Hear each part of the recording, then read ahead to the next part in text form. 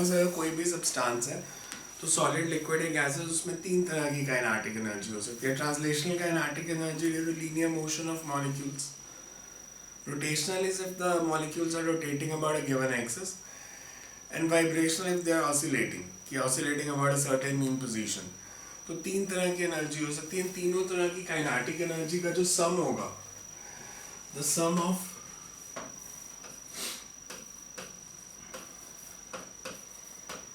kinetic energy of all the molecules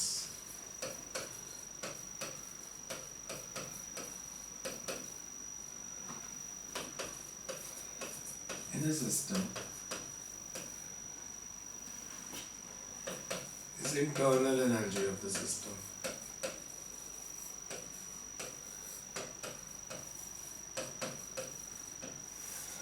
So इन तीनों तरह की काइनेटिक एनर्जी का जो सम है. अब हीट एनर्जी क्या होगी फिर? हीट एनर्जी हम नॉर्मली लेते हैं heat energy is energy in transit. Energy in transit मतलब जो वो बॉडी में पहुंच जाएगी. जैसे एक बॉडी का टेम्परेचर ज़्यादा है, एक बॉडी का टेम्परेचर कम है, आपने उन्हें थर्मल कांटेक्ट में रखा, तो हाई टेम्परेचर बॉडी से लो टेम्परेचर बॉडी में जो एनर्जी ट्रांसफर हो रही है उस ट्रांसफर्ड एनर्जी को हम बोलते हैं हीट एनर्जी. और जब वो बॉडी में पहुंच जाएगी, मतलब ए से बी में गई, ए में भी इंटरनल एनर्जी थी, बी में भी इंटरनल एनर्जी थी. ए से बी इंटरनल एनर्जी के डिफरेंस के कारण जो एनर्जी ट्रांसफर हो रही है that is called heat energy. So we say heat energy is the energy in transit.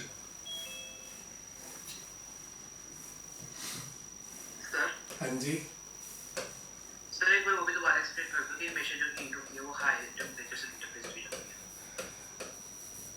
अपने आप किस डायरेक्शन में एनर्जी ट्रांसफर होनी चाहिए? Higher to lower potential energy state. Yes तो सर. टेम्परेचर ज़्यादा होता है तो पोटेंशियल एनर्जी भी इंक्रीज होती है, तो इसलिए हाई से लो एनर्जी ट्रांसफर होती है. सो जैसे heat energy is energy in transit.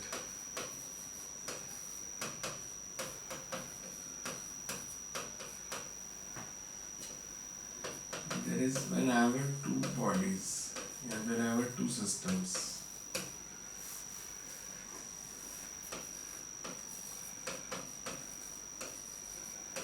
are in thermal contact, they are joined either through some conductor or any other thermal contact, the energy which is transferred between bodies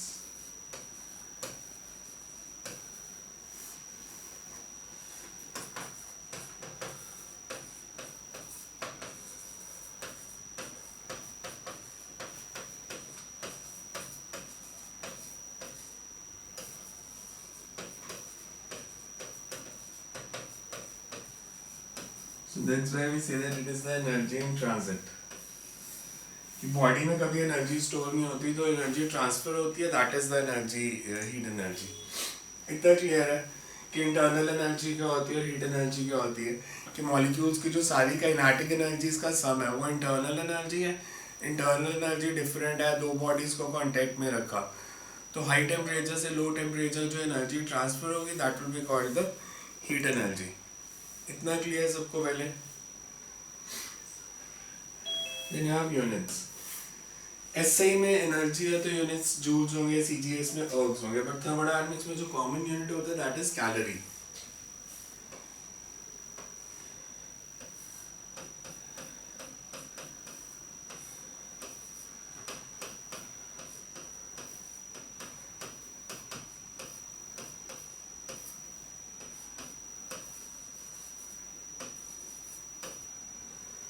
Commonly used units are ergs.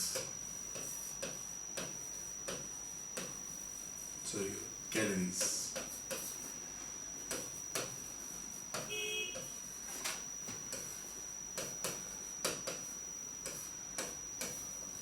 C small डालना, capital is kilocalories. या 4.186. Numerical में हम normally 4.2 use कर लेंगे. 1 calorie को define कैसे करते हैं?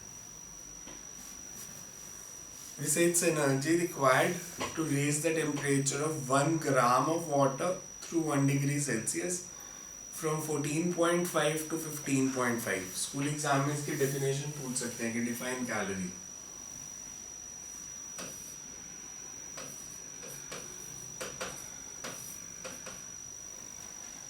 is amount of heat energy required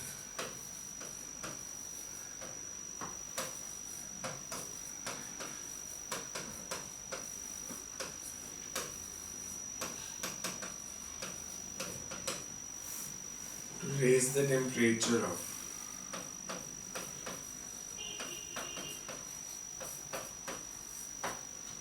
1 gram of water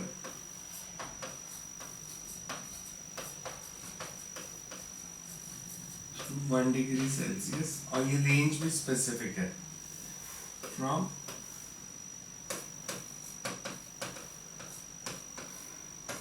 because ऐसा नहीं है हर 1 डिग्री के लिए सेम एनर्जी चाहिए होगी. This 14.5 to 15.5 degree Celsius अगर हम precise define करें then we call it, its unit is called calorie. अगर कभी भी thermodynamics में specific heat के latent heat के units नहीं दिए, they simply write specific heat as से मान लो 10 या 2 या 3 या 1, तो जो भी दिया है that's units, if not given it's calories per gram. तो फिर कभी भी CGS में या SI में नहीं दिए होते, हमेशा कॉमनली यूज्ड यूनिट दिए होते हैं. तो किसी न्यूमेरिकल में अगर स्पेसिफिक हीट के यूनिट मेंशन नहीं है, you always have to take it as calorie per gram per degree Celsius. Similarly latent heat के यूनिट नहीं लिखे हैं तो you have to take it as calorie per gram. So calorie is the commonly used unit. अब thermal expansion क्या होती है? अगर हम हीट करें तो व्हाई सब्सटेंस एक्सपैंड्स. हीटिंग से एक्सपेंशन कैसे होती है? अगर हम किसी भी चीज़ को हीट करते हैं तो उनमें इंटरमॉलिक्यूलर डिस्टेंस जो है, एवरेज इंटरमॉलिक्यूलर डिस्टेंस, वो बढ़ेगा या कम हो जाएगा जनरली? बढ़ेगा because this starts vibrating more vigorously. अगर हम ग्राफ की बात करें, हमने एक ऐसा ग्राफ बनाया था between potential energy and intermolecular distance.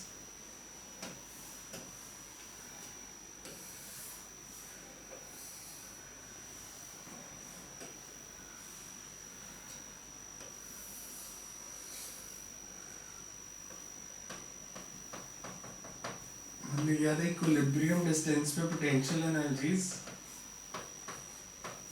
Minimum. अगर हम हीट करते हैं तो एवरेज इंटरमॉलिक्यूलर डिस्टेंस और पोटेंशियल एनर्जी बढ़ जाते हैं.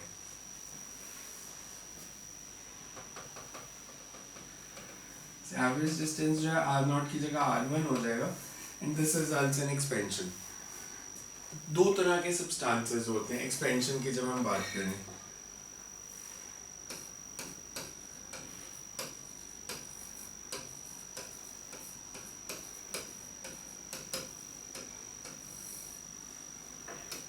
It's phenomena of increasing dimensions of the body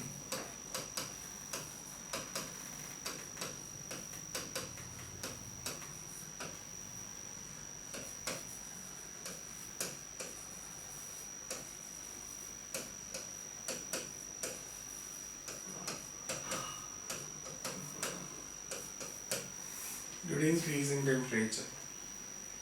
दो तरह के सब्सटेंसेस हम लेते हैं. One are referred as isotropic and second category is anisotropic. These are chemistry के टर्म में बात करें तो these are generally called amorphous.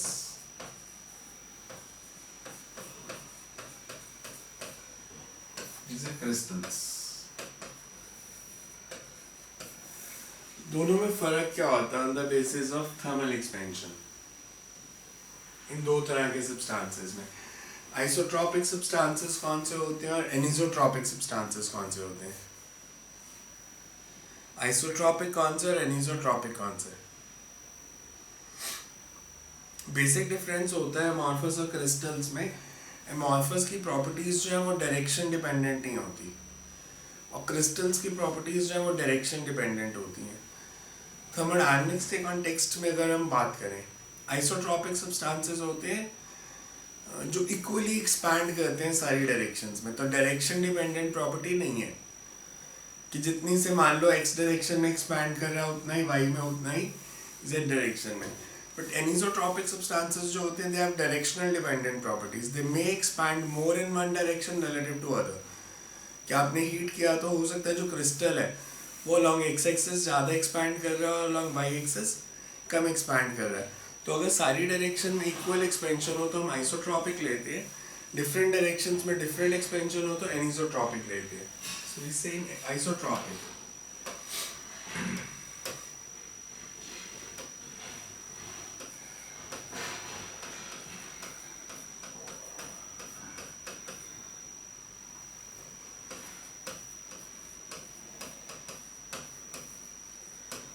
Equal expansion take place in all direction.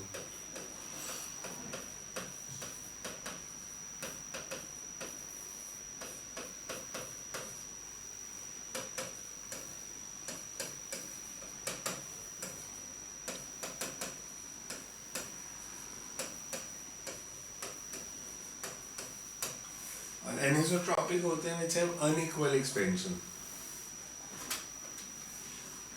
Different expansion in different directions.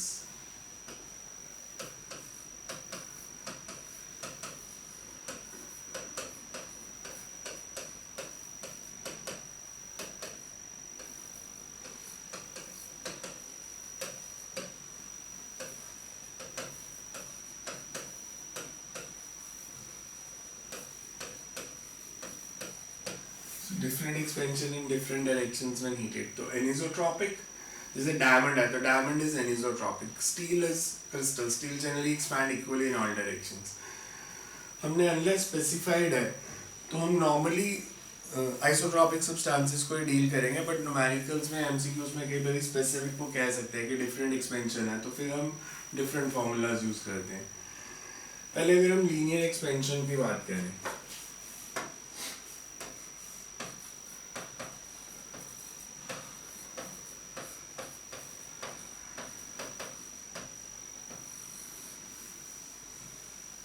मान लो मेरे पास एक rod थी,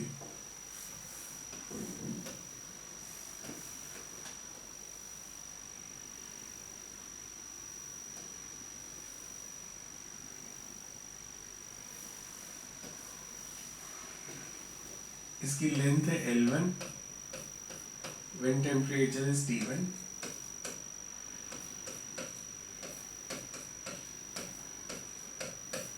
हमने टेम्परेचर बढ़ाया तो ये एक्सपैंड की. हम इसको जो डिफाइन करते हैं that is in terms of definition. तो सिंपल है कि change in length of body due to change in temperature.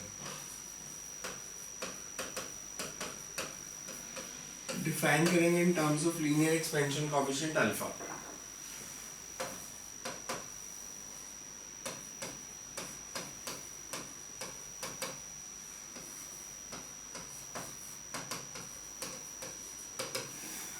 Coefficient कभी भी फिजिक्स में एक्सप्लेन करना बेसिक स्टैंडर्ड डेफिनेशन सेम रहती. जैसे इसमें कोएफिशिएंट ऑफ लीनियर एक्सपेंशन है तो change in length per unit original length per degree rise in temperature. Change in length per unit original length per degree rise in temperature. So delta L upon L delta T.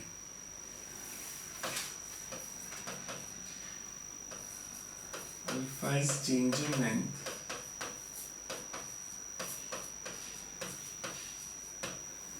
per unit original length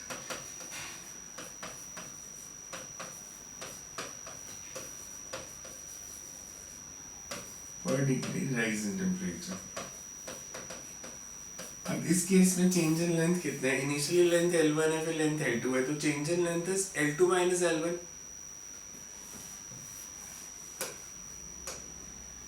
जैसे initial length है temperature T1 is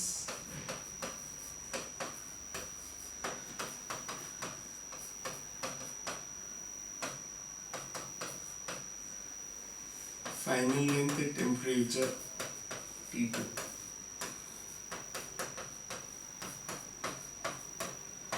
This is L2.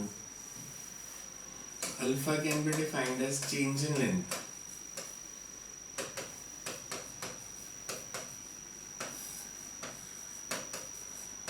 of one original length multiplied by change in temperature. So L2 minus L1 upon L1 into T2 minus T1. So this is alpha. इसको हम ऐसे भी लिख सकते हैं L2 minus L1 is alpha L1 into T2 minus T1 cross multiply करके L2 is equals to L1 plus alpha L1, or you can say L2 is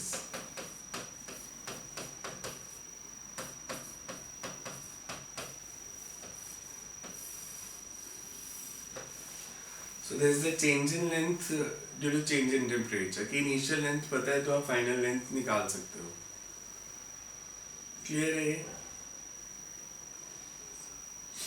अब इसका यूज कहाँ आता है? इसका यूज होता है कि किसी भी न्यूमेरिकल में, इस चैप्टर में भी और आगे के चैप्टर्स में भी, जैसे एसएचएम में हमने किया कि अगर हम पेंडुलम को हीट करते हैं, सिंपल पेंडुलम को, तो उसकी लेंथ बढ़ जाएगी. लेंथ बढ़ेगी तो टाइम पीरियड बढ़ेगा या कम हो जाएगा? बढ़ जाएगा. क्यों?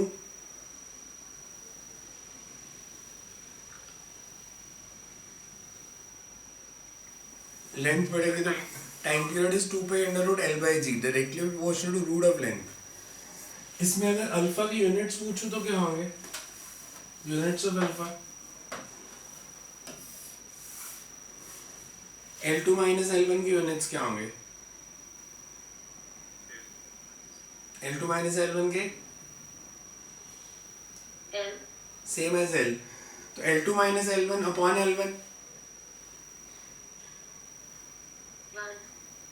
डायमेंशनलेस. तो दैट मींस सिर्फ T2 माइनस T1 के ही लेना है आपको यूनिट्स, बिकॉज़ ये टर्म तो डायमेंशनलेस है. तो केल्विन माइनस 1, तो यूनिट्स हो जाएंगे सिर्फ टेम्परेचर इनवर्स के.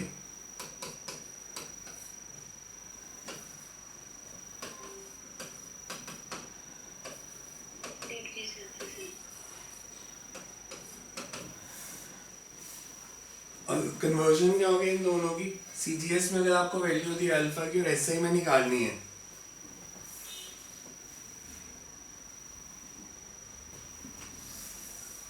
अगर आपको मैं सीजीएस में अल्फा की वैल्यू दे देता हूँ से 1/273 पर डिग्री सेल्सियस, तो एसआई में क्या होगी?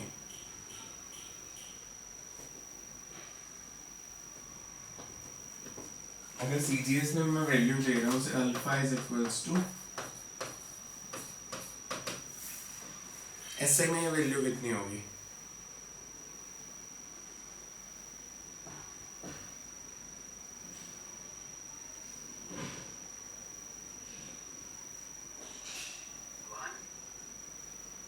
वन. ये डिग्री सेल्सियस क्या मेजर कर रहा है? T1, T2 या T2 minus T1? T2 minus T1. और टेम्परेचर डिफरेंस सेल्सियस और केल्विन में सेम होता है, यस सर. तो वैल्यू भी सेम ही आएगी ना, बिकॉज टेम्परेचर डिफरेंस सेम होता है इसलिए वैल्यू भी सेम आएगी. चलिए आपसे पूछा जाए अल्फा डिपेंड किस पे करेगा? Alpha depends on most important factor, nature of the material. मतलब और डिफरेंसेस भी होते हैं बट नेचर ऑफ मटेरियल. जैसे हम लेते हैं कि आयोनिक सॉलिड्स के लिए अल्फा ज़्यादा होता है, नॉन आयोनिक के लिए कम होता है, और बट नॉर्मली हम लेते हैं कि alpha depends on nature of material.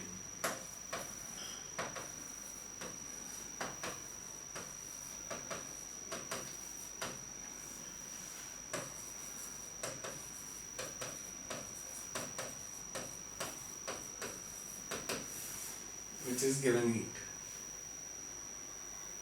Solid liquid gases में एक्सपेंशन सेम होगी, ज्यादा कौन एक्सपैंड कर सकता है? इंटरमॉलिक्यूलर फोर्सेस स्ट्रांग किसमें है? सॉलिड्स में. तो हीट करने से सॉलिड्स कम एक्सपैंड करते हैं, लिक्विड्स और गैसेस ज्यादा एक्सपैंड कर जाते हैं. तो जनरली एक्सपेंशन कोएफिशिएंट जो होता है its maximum for gases.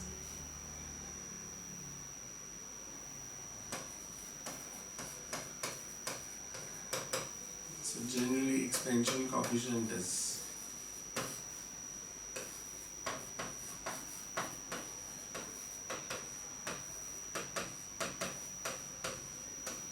minimum for solids and maximum for gases.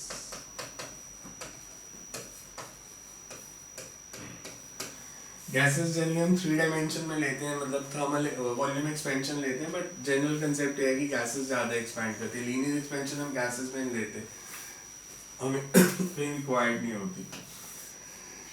Next is areal expansion. Areal expansion में हमने लीनियर एक्सपेंशन लिया तो हमने 1 डायमेंशनल बॉडी लिया, बॉडी ऑफ लेंथ L1। जब हमने एरियल एक्सपेंशन पढ़नी है तो यू कैन टेक के हमारे पास मान लो एक स्क्वायर है, इसकी एक साइड L एक साइड B, L1 एक side B1 and its temperature is T1 degree Celsius. हमने इसको हीट अप किया तो ये थोड़ा सा बड़ा हो गया,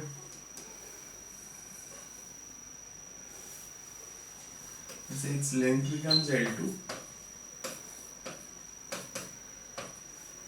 अगर मैं यहाँ पे एरिया पूछूं तो कितना है,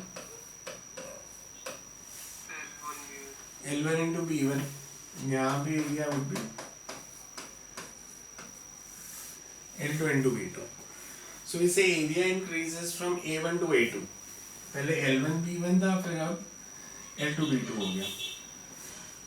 एरियल एक्सपेंशन को डिफाइन करना है तो वो define in terms of areal expansion coefficient.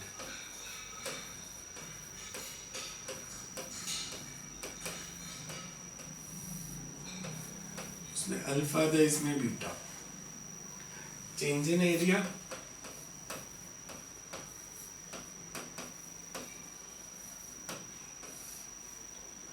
per unit original area per degree rise in temperature। So, इस केस में original area we say for a 2-dimensional body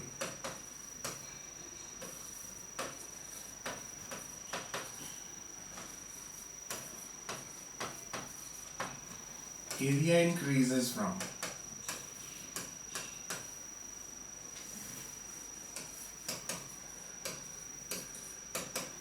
A1 to A2 as temperature increases from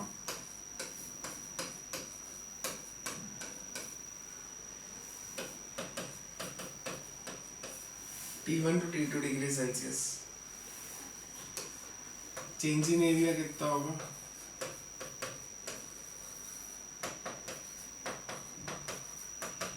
A2 minus A1। change in temperature is T2 minus T1।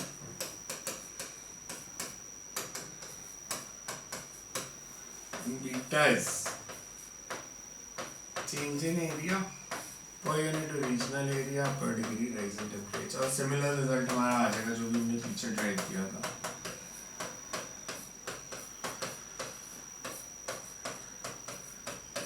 पहले था L2 is equal to L1 1 plus alpha T2 minus T1, अब A2 is equal to A1 1 plus beta T2 minus T1।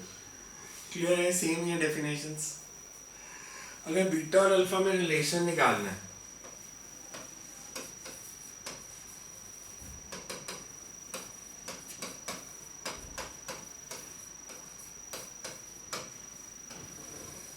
तो we can say let alpha be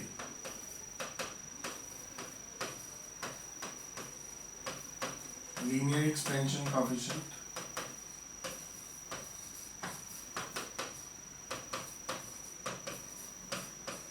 and beta be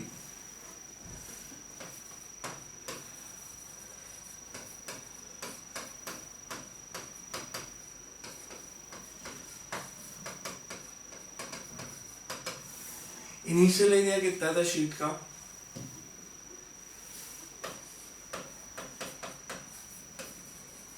initial area A1 is L1 into B1। Final area is there is a temperature T1 degree Celsius। Final area is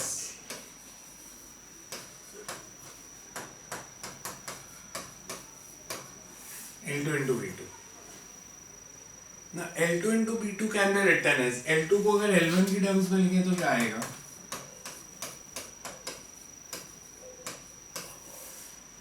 L2 is L1 1 plus alpha delta T and similarly B2 is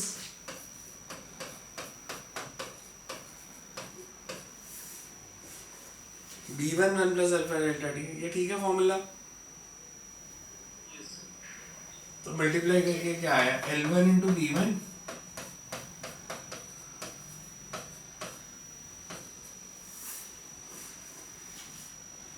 that means A2 is क्या equal आ गया, A2 is L1 B1 is A1।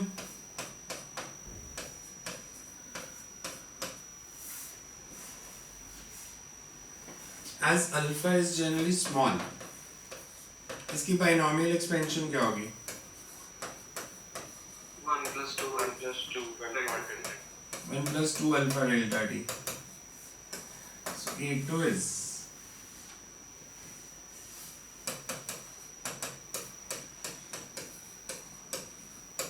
और एक हमारे पास ये relation है,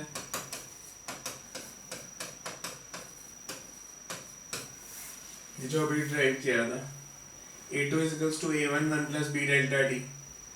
तो इन दोनों को अगर हम कंपेयर करें, beta is equals to, 2 alpha। इसमें assumption क्या ली मैंने, एक तो अल्फा को स्मॉल लिया, दूसरी assumption क्या ली इस डेरिवेशन में, आइसोट्रॉपिक सब्सटेंस लिया, बिकॉज मैंने लिया कि जितना लेंथ एक्सपैंड कर रही है उतना ही ब्रेड भी एक्सपैंड कर रही है, दोनों डायरेक्शंस में एक्सपेंशन कोएफिशिएंट अल्फा लिया है। So in both direction expansion coefficient is alpha, assuming expansion to B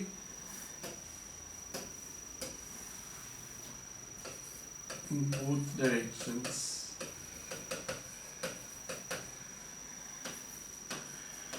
linear expansion coefficient is alpha।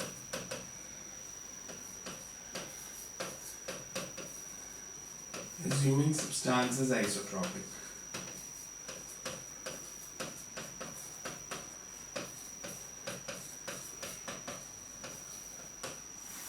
So नीचे इसलिए नोट में, बिकॉज एमसीक्यूज में कई बार पूछ सकते हैं, तो you can write for anisotropy also।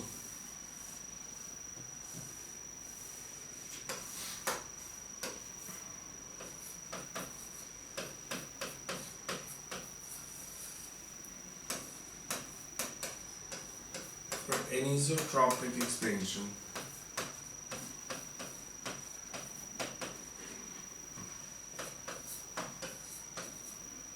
if alpha x and alpha y denotes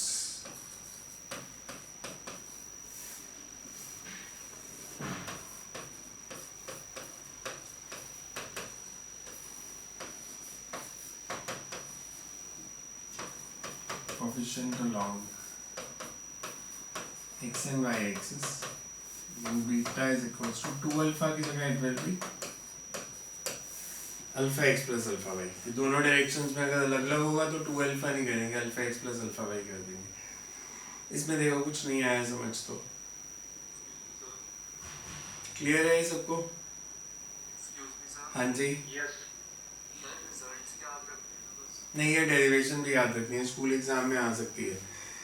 इसमें मैं मेनली स्कूल वाले करा रहा हूँ जो स्कूल में आ सकता है, ऐसा एक्स्ट्रा नहीं कराऊंगा कुछ भी जो स्कूल में नहीं आ सकता।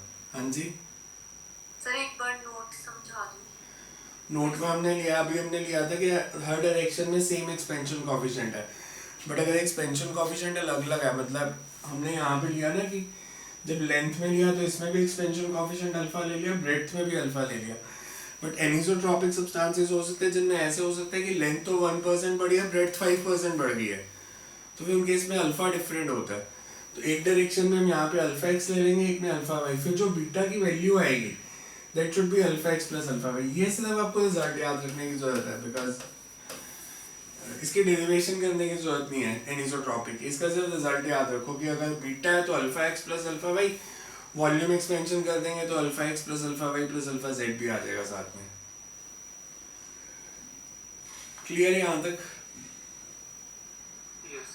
Yes sir। Then you have volume expansion।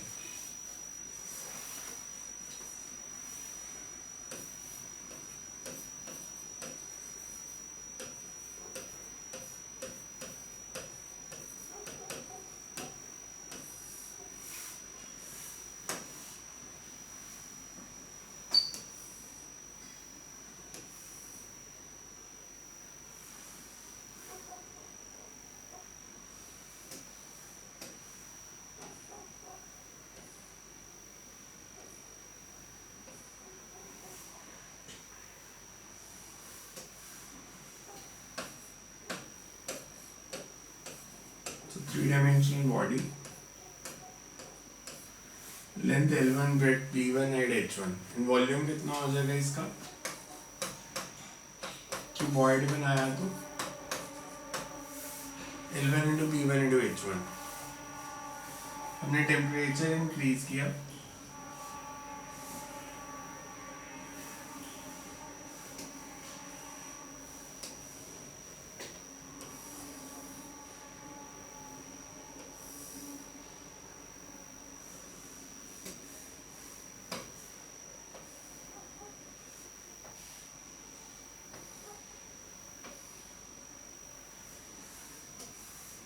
इसकी हाइट होगी H2,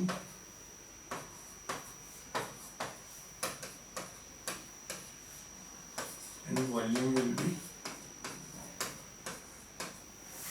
L2 into B2 into H2.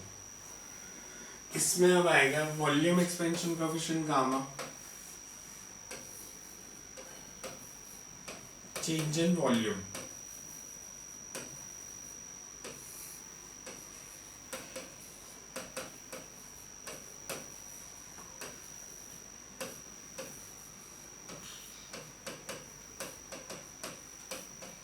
that would be change in volume is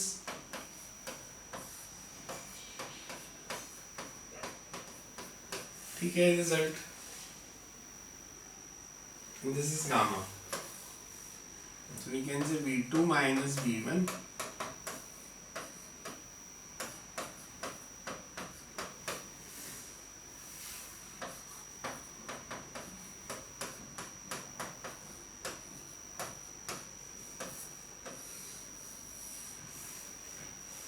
gamma के यूनिट्स क्या होंगे, अल्फा के जैसे डिग्री सेल्सियस इनवर्स थे, गामा के यूनिट्स सेम या डिफरेंट, सेम, तो बीटा और गामा के यूनिट्स वही होंगे जो अल्फा के हैं, बिकॉज इसमें भी डिग्री सेल्सियस इनवर्स ही आएगा.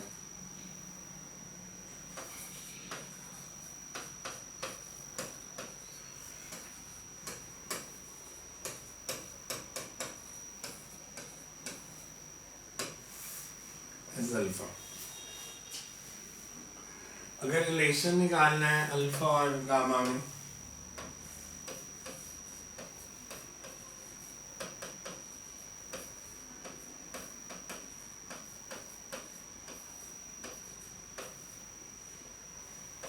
V1 is L1 B1 H1, V2 कितना है,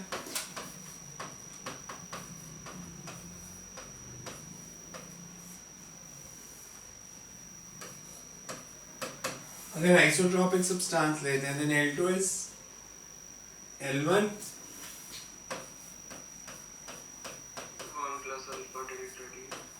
similarly B1, सबके लिए एक्सपेंशन सेम लेंगे alpha, and H1, so V2 is equals to L1 B1 H1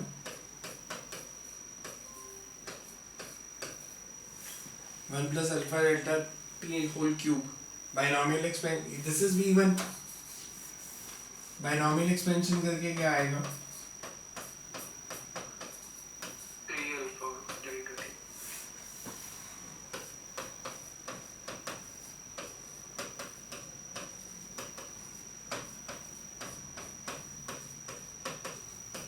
also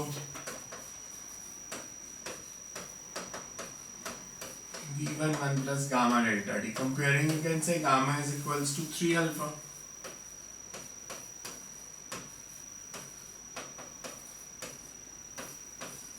और अगर एनिसोट्रॉपिक है तो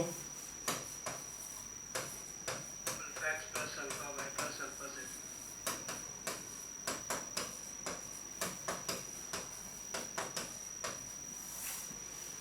क्लियर है इन derivations,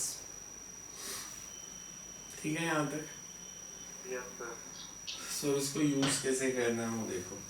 so can write a short numerical based on this. Numerical लिखो एक.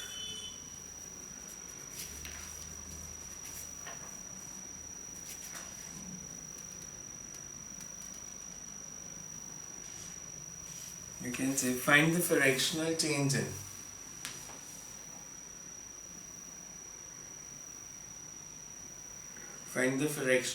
in time period of simple pendulum. Find the fractional change in time period of simple pendulum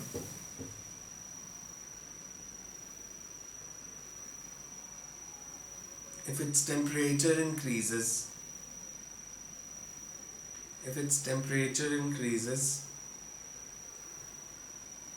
by delta T compared to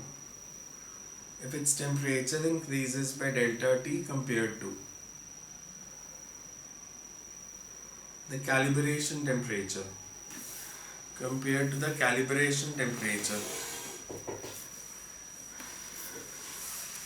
coefficient of linear expansion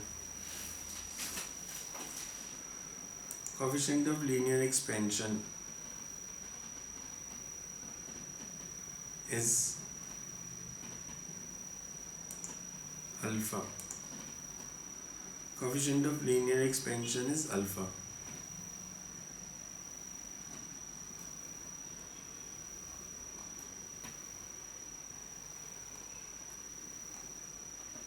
So हमने दिया कि हमने calibration temperature क्या होता है.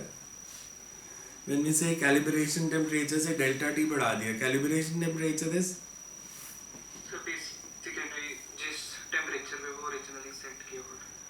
Originally set किया हुआ था. अच्छा, मतलब ठीक से बताओ, सेट किया हुआ था नहीं?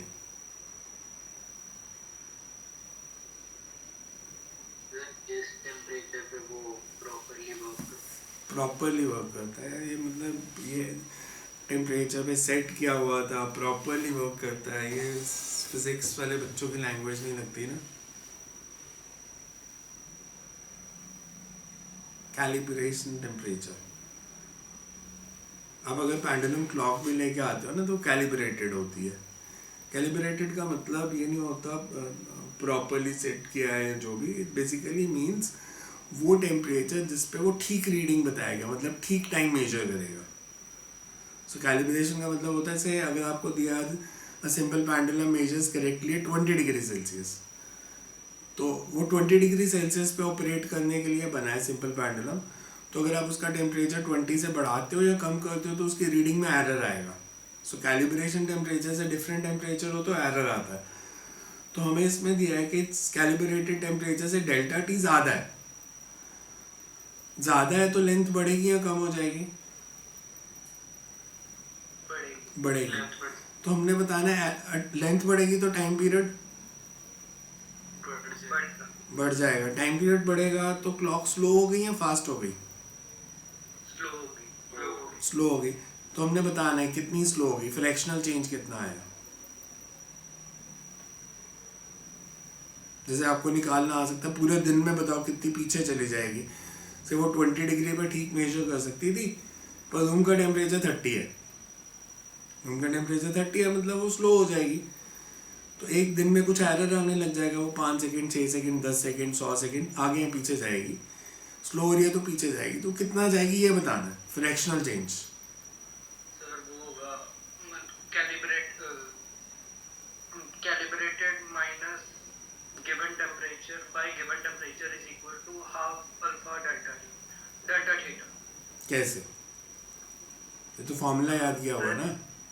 ये तो सर फॉर्मूला याद है. हाँ, तो मैंने बस उसको ड्राइव करने के लिए कहा. जो आपने फॉर्मूला याद किया मैंने कहा उसको ड्राइव कर दो. So we can say let the simple pendulum be calibrated at T1 degree Celsius.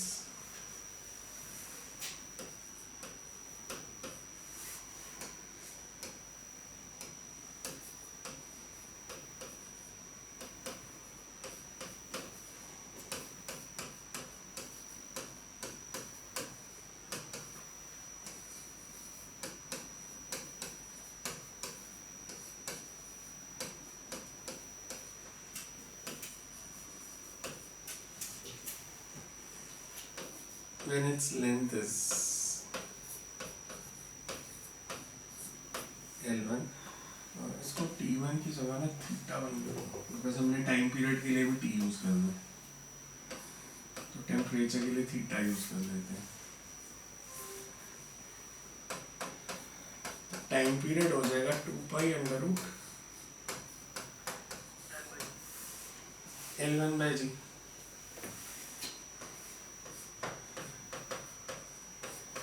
If temperature increases to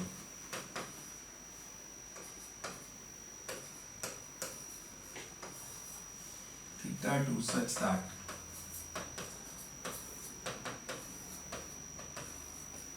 change in temperature is delta theta,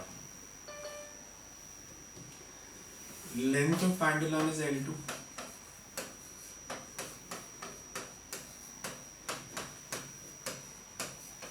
and L2 is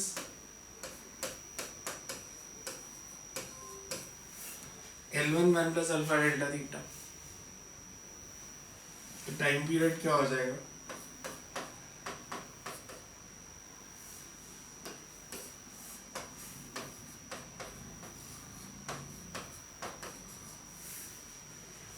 L1 length थी तो 2 pi under root L1/g, L2 length है 2 pi under root L2/g। L2 is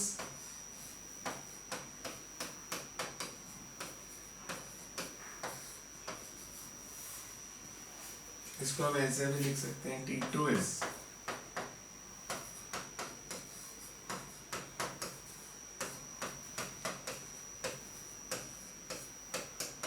ठीक है। Step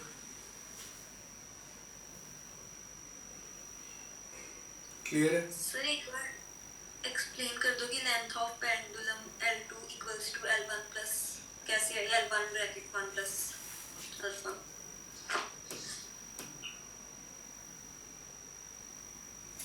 ये formula ना, yes sir. T2 minus T1 को delta theta लिया मैंने बस, ठीक है।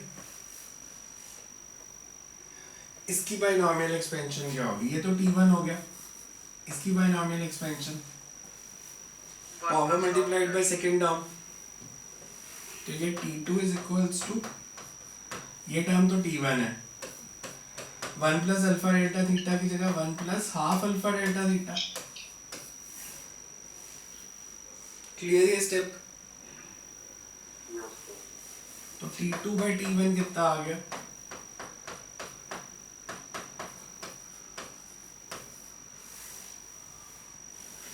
और T2/T1 -1,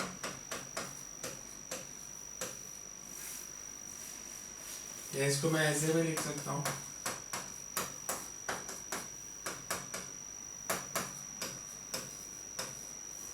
that means delta T/T, this is fractional change,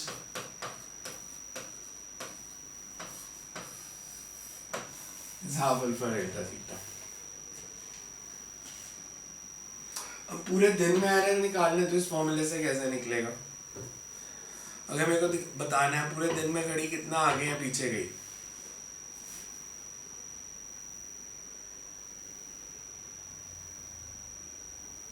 for error in whole day पूरे दिन में टाइम कितना होता है, 24 आवर्स। सेकेंड्स में 6400 सेकंड्स।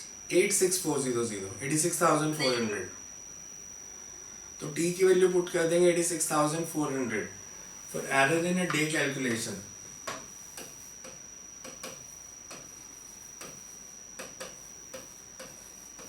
सर आपने T2 माइनस 1 को T2 माइनस T1 कैसे पुट किया?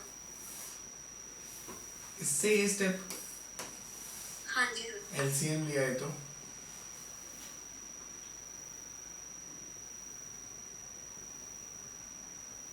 नहीं आया समझ, आ गया सर, आ गया।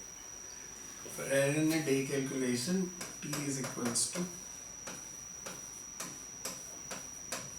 और हम डेल्टा टी को कह देंगे दिस विल बी एरर, क्योंकि पूरे दिन में एरर निकालना आएगा तो ये फॉर्मूला लगा सकते हैं आप अल्फा डेल्टा थीटा। क्लियर ये?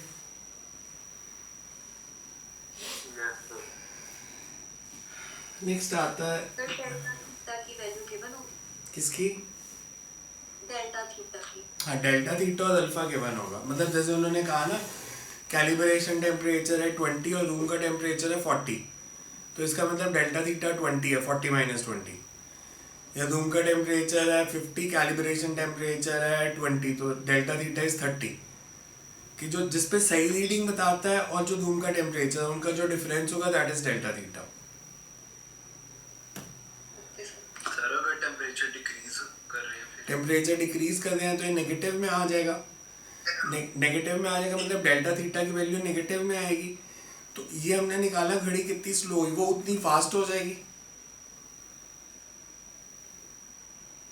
यही मतलब होता है ना यस कि इसमें हम ले रहे हैं कि लेंथ बढ़ रही है, टाइम पीरियड बढ़ रहा है और घड़ी स्लो हो रही है। उसमें अगर लेंथ कम होगी, टाइम पीरियड कम होगा, घड़ी फास्ट हो जाएगी। नेक्स्ट कंसेप्ट आता है about apparent and real expansion. Liquids में यूज होता है। एपरेंट एक्सपेंशन क्या होती है और रियल एक्सपेंशन क्या होती है? एपरेंट का मतलब क्या होता है? जो हमें दिख रही है। रियल जो एक्चुअल में एक्सपेंशन है, और एपरेंट एक्सपेंशन जो हमारे को दिखी। एग्जाम्पल के लिए जैसे मेरे पास एक कंटेनर है और ये फुली फिल्ड है, फुली फिल्ड है लिक्विड से।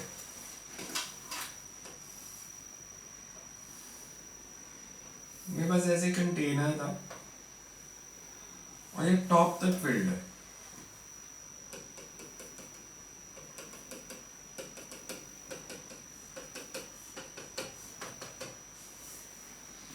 मैंने इसको हीट किया लिक्विड को,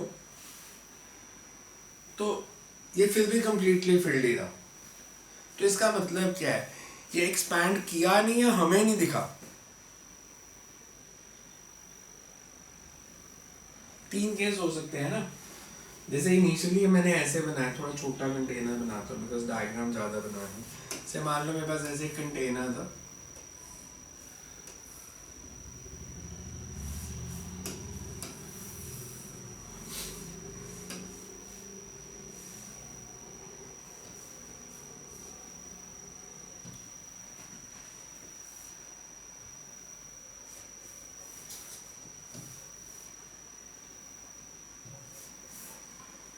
तो मैंने इसको फिल किया पूरा ऊपर तक।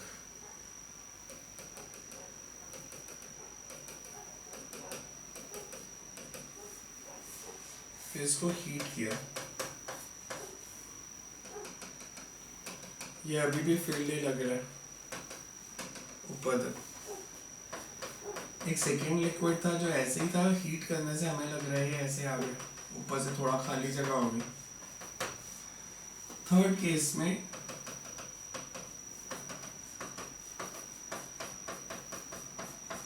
हमने इसे हीट किया तो ये थोड़ा सा लिक्विड जो है नीचे भी आ गया, मतलब ये ओवरफ्लो कर गया यहाँ से।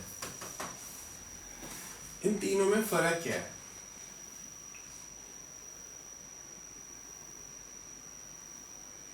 हीट करने से लिक्विड ने तो एक्सपैंड करना ही है। ये पक्की बात है कि हीट करोगे तो लिक्विड एक्सपैंड करेगा। इस केस में हमें लग रहा है वो एक्सपैंड नहीं किया। हमें लग रहा है एक्सपैंड नहीं किया बिकॉज जितना लिक्विड एक्सपैंड किया था, अगर उतना ही कंटेनर भी कर जाता, कि जैसे मान लो इसमें 200 ml लिक्विड था और कंटेनर का वॉल्यूम भी 200 ml ही था।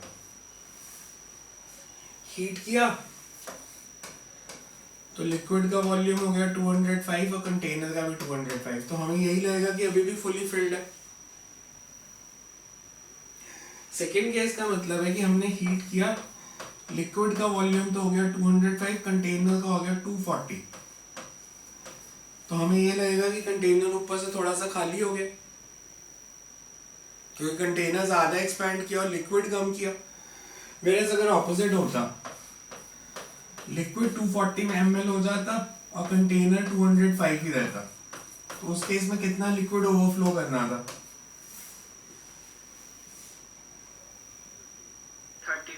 35। तो इधर 35 ml फ्लो कर गया, इधर 35 ml ऊपर से खाली हो गया, इसमें कुछ नहीं होना चाहिए। तो एपरेंट एक्सपेंशन होता है जो हमें लगा कि इसमें लिक्विड एक्सपैंड नहीं किया, इसमें हमें लगा कि लिक्विड कॉन्ट्रैक्ट कर गया, श्रिंक कर गया हीट करने से, बिकॉज ऊपर से कंटेनर खाली हो गया।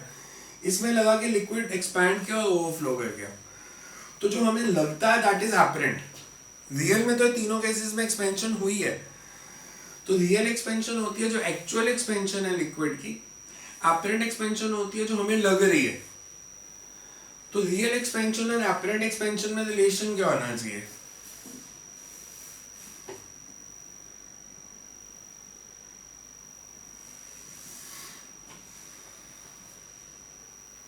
रियल एक्सपेंशन और एपरेंट एक्सपेंशन। अच्छा इधर मैं पूछूं एपरेंट एक्सपेंशन कितनी है? फर्स्ट केस में एपरेंट एक्सपेंशन कितनी है? 0। और एक्सपेंशन ऑफ कंटेनर कितनी है? 5। तो अब इसमें जो रियल एक्सपेंशन बेसिकली होती है वो होती है apparent expansion plus expansion of container. तो रियल एक्सपेंशन कितनी हो गई? 5। बिकॉज एपरेंट एक्सपेंशन 0 है, एक्सपेंशन ऑफ कंटेनर 5 है, तो रियल एक्सपेंशन भी 5 है। इस केस में एपरेंट एक्सपेंशन कितनी है? एपरेंट एक्सपेंशन हमें कितना लग रहा है?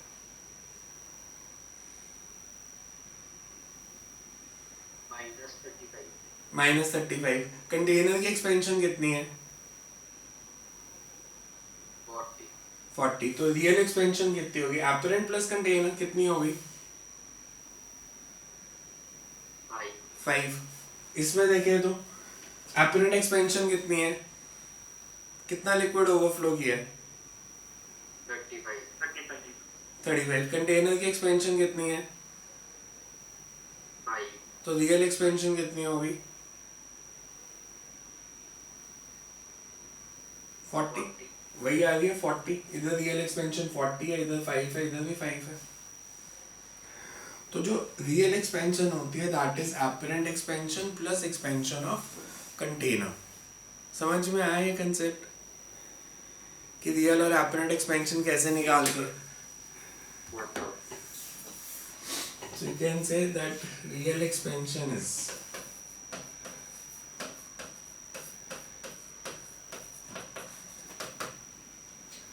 apparent expansion of liquid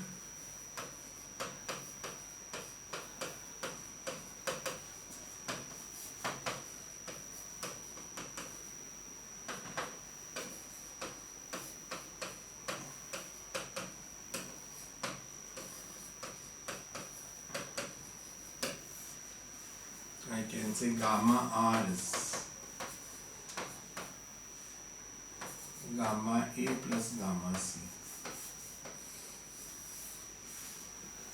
और इसकी एक और एग्जांपल से समझाओ। आप कोई भी केस ले लो, मतलब आपको अगर रियल एक्सपेंशन दिया है, मान लो मेरे पास एक कंटेनर है, अब मैं फुली फिल्ड नहीं लेता, इसको थोड़ा पार्शली ले लेते हैं। ऐसे कंटेनर के ऊपर ना मार्क लगे हुए, ये 50 ml, 100 ml, 150 ml और ये 200 ml। इसमें लिक्विड फिल्ड है यहाँ तक 150।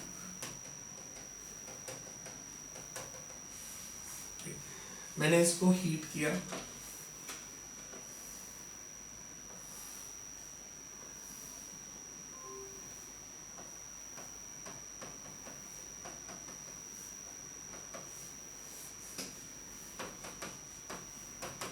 हीट करने के बाद ये 175 शो कर रहा है रीडिंग। तो इसमें अगर मैं आपसे पूछूं एपरेंट एक्सपेंशन कितनी है, हमें कितनी लग रही है, कितना एक्सपैंड कर गया? पहले वो रीडिंग 150 शो कर रहा था, 175। तो एपरेंट एक्सपेंशन कितनी होगी? 25। ये कंटेनर था 200 ml का, अब ये कंटेनर से एक्सपैंड करके 205 का। तो मैं आपसे पूछूं एपरेंट एक्सपेंशन 175 से ज्यादा है या 175 से कम है? रियल एक्सपेंशन सिर्फ ये बता दो, रियल एक्सपेंशन 25 ml से ज्यादा है या 25 ml से कम है? ज़्यादा है बिकॉज एपरेंट है 125 और कंटेनर की एक्सपेंशन भी पॉजिटिव में है, तो apparent expansion is more than 25। मैं उसको कह सकता हूँ कि apparent expansion is 30। Yes sir. सोच लो।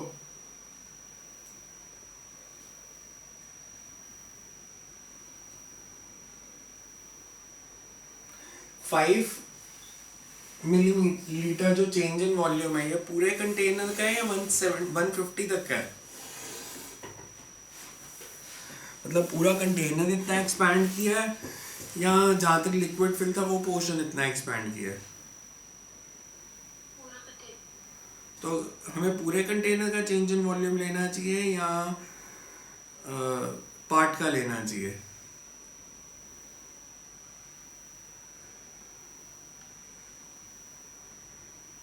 बिकॉज गामा निकालोगे तो आपको निकालना पड़ेगा गामा की वैल्यू कैसे निकालेंगे? अगर मैं पूछूं गामा ऑफ कंटेनर निकालो तो कैसे निकालोगे गामा ऑफ कंटेनर? कंटेनर का ओरिजिनल वॉल्यूम कितना है? 200। Final volume 205। Change in temperature कुछ आपको दिया होगा तो गामा कैसे निकालोगे? 5 divided by 200 into change in temperature. तो उसमें आपको पूरा लेना पड़ेगा अगर गामा की वैल्यूज निकालनी है तो।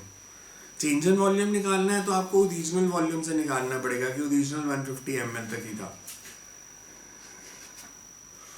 सेकंड राइट नेक्स्ट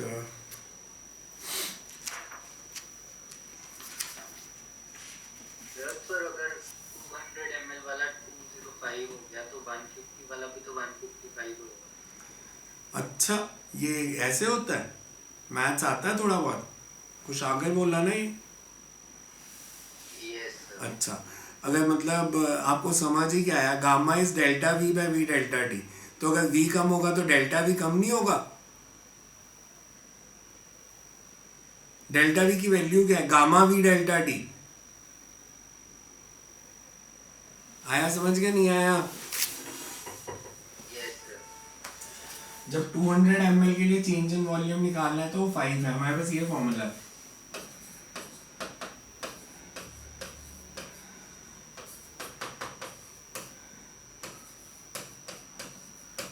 जब मेरे को 150 के लिए निकालना है तो यहाँ पे 150 आएगा ना, तो ये 5 तो नहीं आएगा अगर ये 5 है तो। Yes sir.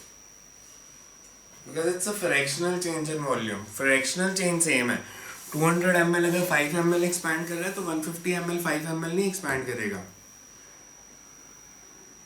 अच्छा डेंसिटी में क्या चेंज आता है? डेंसिटी की variation with change in temperature. Density बढ़ती है कम हो जाती है जनरली अगर सब्सटेंसेस एक्सपैंड करें तो? डेंसिटी बढ़ती है या डेंसिटी कम हो जाती है? डेंसिटी कम हो जाती है। क्यों? सर वॉल्यूम और मास कांस्टेंट है because density is mass over volume, तो मास तो कांस्टेंट है।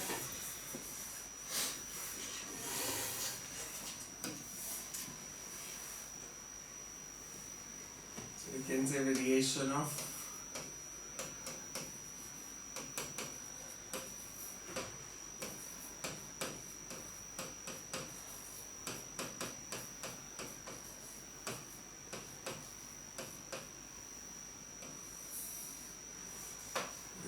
as mass remains constant.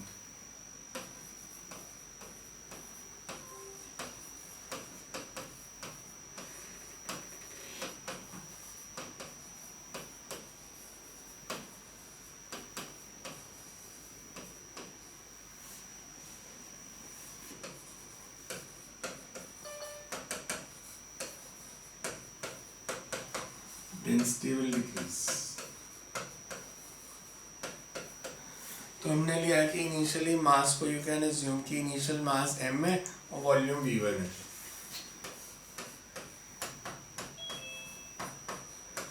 तो density is m upon v1, ρ1 की वैल्यू। हमने टेम्परेचर बढ़ाया, मास तो उतना ही था, वॉल्यूम v1 की जगह v2 हो गया। इन v2 इज v1 1 प्लस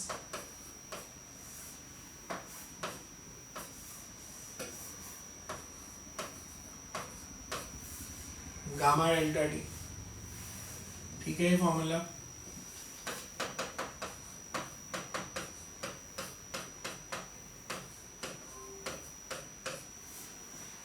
इसको मैं ऐसे भी लिख सकता हूँ, m/v1 is ρ1।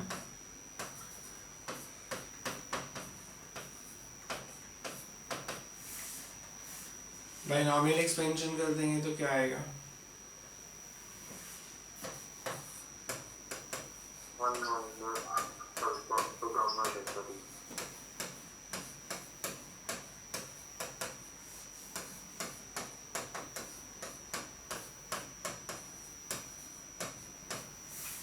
One minus gamma delta T. Clear है ये सबको? ठीक है यहाँ तक? तो ये तो थर्मल एक्सपेंशन के केसेस है कि थर्मल एक्सपेंशन कैसे, मैं इसके ना 7 8 9 क्वेश्चन भेज दूंगा, ट्राई करके देखना थर्मल एक्सपेंशन पे बेस्ड। नेक्स्ट आता है कि अगर हम टेम्परेचर बढ़ा रहे हैं, एक तो हो गया कि एक्सपैंड कर सकता है सब्सटेंस, दूसरा होता है कि उसकी टेम्परेचर चेंज कर रहा है, हीट दी हमने, टेम्परेचर चेंज किया या स्टेट चेंज की, दैट कम्स अंडर कैलोरीमेट्री। उसके लिए 2-3 डेफिनेशंस पहले बिल्कुल क्लियर होनी चाहिए। स्पेसिफिक हीट क्या होता है? स्पेसिफिक हीट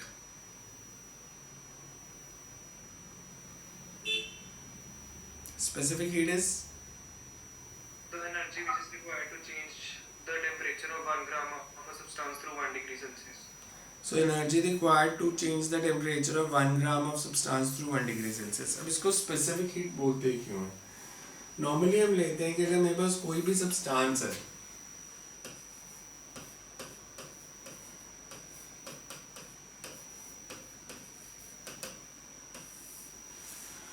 मेरे पास एक सब्सटेंस है, उसका टेम्परेचर बढ़ाना है या कम करना है, तो कितनी हीट देनी पड़ेगी हमेशा डायरेक्टली प्रोपोर्शनल होगी उसका मास कितना है। बिकॉज अगर एक छोटी बॉडी है उसका टेम्परेचर बढ़ाने के लिए एनर्जी रिक्वायर्ड कम देनी पड़ती है, बड़ी बॉडी है तो टेम्परेचर बढ़ाने के लिए ज़्यादा एनर्जी देनी पड़ेगी। जैसे आपने से गैस बर्नर के ऊपर एक से छोटे कंटेनर में पानी रखा, एक कप पानी रखा बॉईल करने के लिए, एक में 10 कप रखा, तो 10 कप में एनर्जी रिक्वायर्ड भी 10 टाइम्स ज़्यादा चाहिए होगी उसका टेम्परेचर बढ़ाने के लिए। तो इसे energy required to raise the temperature it's directly proportional to mass, कि जितना ज़्यादा मास होगा उतनी ज़्यादा एनर्जी चाहिए। सेकंड किस पे डिपेंड करेगी कि हमने टेम्परेचर कितना चेंज करना है। 10 डिग्री सेल्सियस बढ़ाना है तो कम एनर्जी देनी पड़ेगी, 20 डिग्री बढ़ाना है तो उतनी ज़्यादा, 30 40 जितना टेम्परेचर बढ़ाना है उतनी ज़्यादा एनर्जी रिक्वायर्ड होगी। तो इसे energy required to change the temperature, energy transferred to a system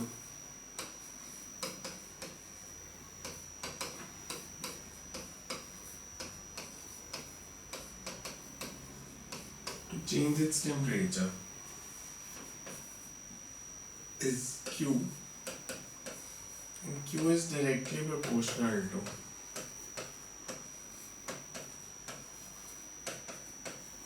mass of system, and Q is directly proportional to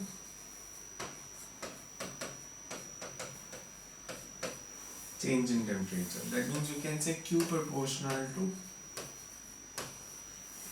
m delta theta. Or you can say that Q is equals to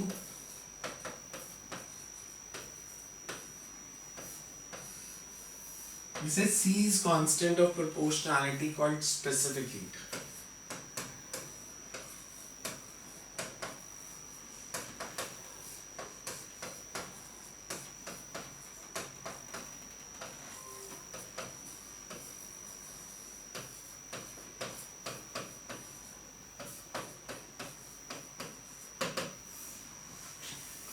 If delta theta is equals to 1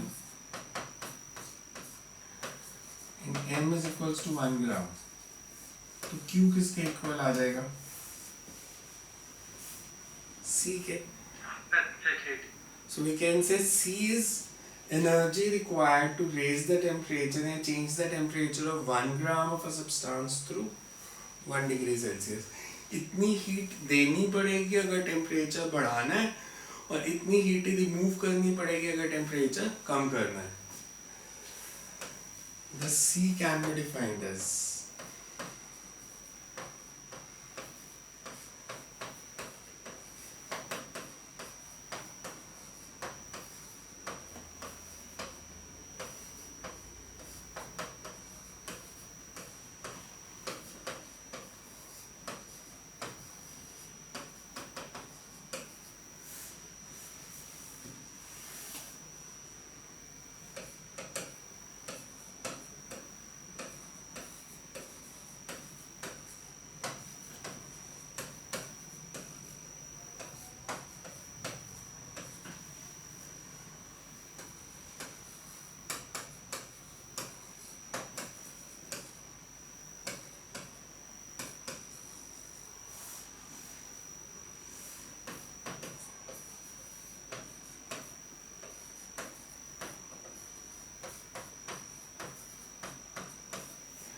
या general define करना तो you can say energy required to change temperature of unit mass through unit degree.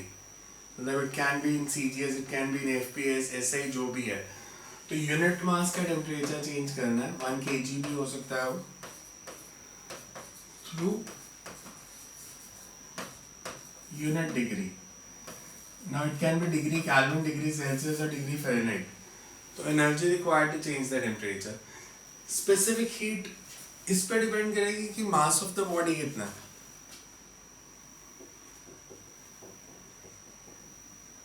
मतलब एक iron की needle है और एक iron का ब्लॉक है. दोनों के लिए स्पेसिफिक हीट सेम होगी या डिफरेंट अगर फिजिकल कंडीशन सेम है तो. सर फिजिकल कंडीशन का मतलब सर फिजिकल कंडीशन का मतलब क्या है? फिजिकल कंडीशन मतलब टेम्परेचर सेम है, प्रेशर सेम है, सब सेम है. सर क्वेश्चन रिपीट करना. हमारे पास एक आयरन की निडल है और एक आयरन का ब्लॉक है. दोनों का टेम्परेचर हमने चेंज करना है. तो स्पेसिफिक हीट दोनों के लिए सेम होगी या अलग अलग. एक से 1 ग्राम की निडल है, एक 50 kg का ब्लॉक है. सर डिफरेंट होगी. एनर्जी रिक्वायर्ड डिफरेंट होगी. स्पेसिफिक हीट स्पेसिफिक हीट हमने डिफाइन ही 1 ग्राम के लिए किया है. तो स्पेसिफिक हीट जो होती है does not depend on mass, because हमने लिया ये यूनिट मास का टेम्परेचर 1 डिग्री बढ़ाने के लिए जो एनर्जी चाहिए. तो आयरन की स्पेसिफिक हीट सेम ही होती है. फिर चाहे आयरन की निडल हो, आयरन का ब्लॉक हो, आयरन का पूरा शिप हो. Specific heat neither depends upon mass nor the changing temperature. Specific heat सिर्फ नेचर ऑफ मटेरियल और फिजिकल कंडीशंस पे डिपेंड करती है under which a substance is heated. So you can say specific heat is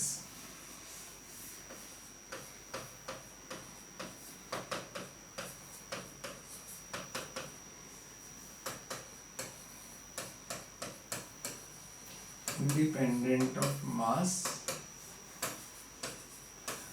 in delta theta.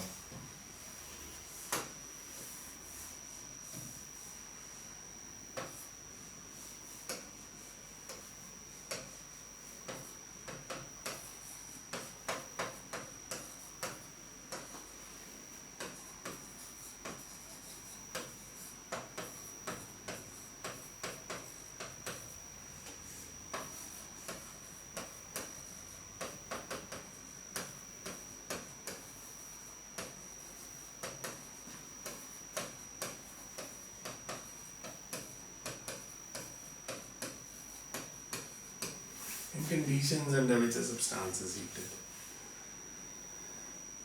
Second इसमें definition आती है latent heat की.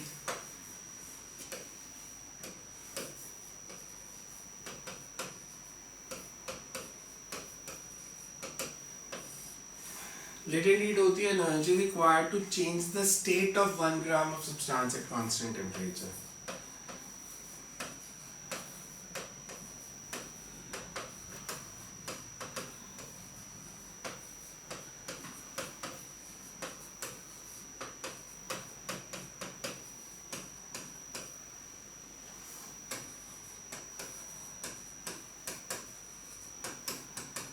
Change of state मतलब सॉलिड से लिक्विड बनाने के लिए 1 ग्राम को कितनी एनर्जी चाहिए, लिक्विड से गैस बनाने के लिए कितनी एनर्जी चाहिए, कि टेम्परेचर कांस्टेंट है. पानी को आपने हीट करना शुरू किया, 0 से 100 तक टेम्परेचर बढ़ा, तब तक लेटेंट हीट का कोई रोल नहीं है। लेटेंट हीट का रोल है जब 100 डिग्री पे पहुंच गया तो 1 ग्राम ऑफ वाटर को स्टीम में चेंज करने के लिए जो एनर्जी चाहिए, that is latent heat. So we can say energy required to change the state is proportional to mass. Energy required to change state at constant temperature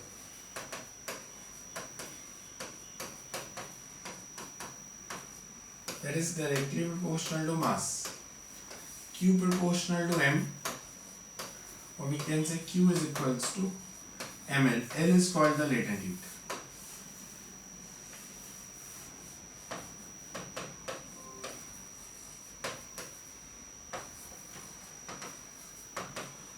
water के लिए दो वैल्यूज याद रखनी पड़ेंगी। लेटेंट हीट ऑफ फ्यूजन मतलब solid to liquid change करना है,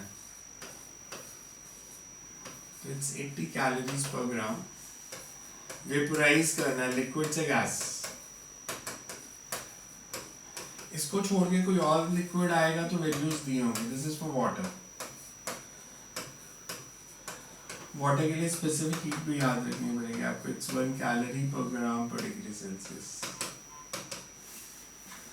तो ये वैल्यूज वाटर के लिए याद रखनी है। बाकी कोई भी सब्सटेंस होगा, जैसे ये वाटर के लिए, स्टीम के लिए डिफरेंट होती है। स्टीम और आइस आएगा तो जनरली यूज है 0.5।